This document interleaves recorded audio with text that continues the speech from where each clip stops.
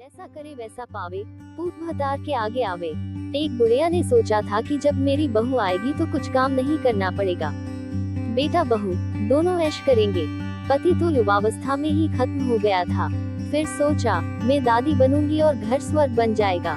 बुढ़िया के लड़के की शादी हुई, दादी भी बनी, लेकिन उसका सोचा हुआ असली सपना साकार नहीं हुआ। बुढ़िया का लड़का सवेरे सवेरे काम पर चला जाता था और पोता स्कूल चला जाता था। उसके बाद बहू बुढ़िया के साथ मनमाना व्यवहार करती, उससे जूठे बर्तन मंजवाती, पूरे घर में पोंछा लगवाती। अब उसे फूटी थाली में भोजन दिया जाता था।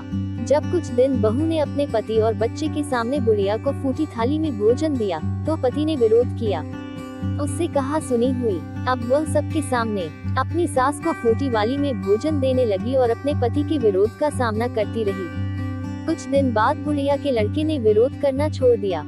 जैसे जैसे बच्चा बड़ा होता गया, अपनी दादी के प्रति मां के बढ़ते जुल्मों को देखता रहा।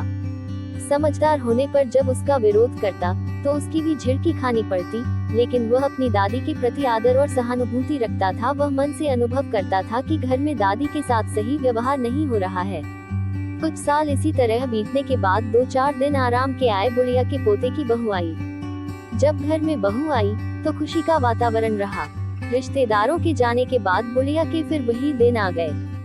बुढ़िया से बर्तन मंजवाना, बात बात पर डांटती डपकती और फूटी थाली में भोजन खिलाती। नई बहू ये सब छिप छिप कर देखती रहती। समय समय पर दादी के बारे में अपने पति से पूछती रही। कभी कभी पतोहू को ससुर से भी जानकारी मिल जाती थी। कुछ दिन बाद बुढ़िया की बहू अपनी पतोहू से भी लड़ने लगी। अब पतोहू को भी पूरे दिन काम में लगाए रखती।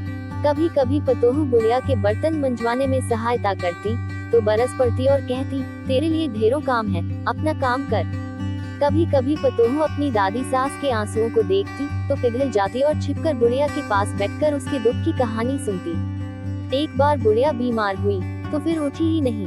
8-10 दिन बीमार रहकर इस दुनिया से मुक्ति पा गई। अब वह पतोहू को भी पूरे दिन काम में लगाए रखती। जब पतोहू से मनमाना करने लगती तो झगड़ा शुरू हो जाता। जब पतोहू ने देखा कि मेरी सास जैसे अपनी सास को खरी खोटी सुनाती थी, उसी तरह मुझे भी खरी खोटी सुनाने लगी है, तो उससे रहा न गया। वह भी लड़ने लगी और उससे उसी तरह का व्यवहार करने लगी जैसा वह अपनी सास के साथ व्यवहार करती थी। अब पतोहू अपनी सास से झाड़ू लगवाती और बर्तन मंजवाती। उसके बाद पतोहू उसी फूटी हुई थाली में खाना परोसकर देने लगी जिसमें उसकी सास दादी सास को खाना देती थी। शुरू में जब पतोहू ने सास को फूटी थाली में खाना दिया तो पतोहू के ससुर और पति ने विरोध किया। पतोहू ने जवाब देते हुए कहा, जब वह अपनी सास को इस फूटी थाली में भोजन कराती थी तब तो आप दोनों के मुंह सिल गए थे, कोई कुछ नहीं बोलता था। कितनी सीधी मेरी दादी सास थी, उसके साथ इसने कैसा व्यवहार किया, उसके आगे तो ये कुछ भी नहीं है। अब क्यों आप लोग इसकी पैरवी कर रहे हैं? कोई भी कुछ नहीं बोला। अब सास भी जानती थी कि यदि कुछ पतोहू से कहा तो मार पीट भी कर देगी। अब पतोहू से कोई कुछ नहीं कहता था। ससुर का बुढ़ापा था, वह अपनी बूढ़ी पत्नी के साथ इस प्रकार का व्यवहार होते देख नहीं पाता था। उसे गुस्सा आ जाता तो कुछ का कुछ बक देता था।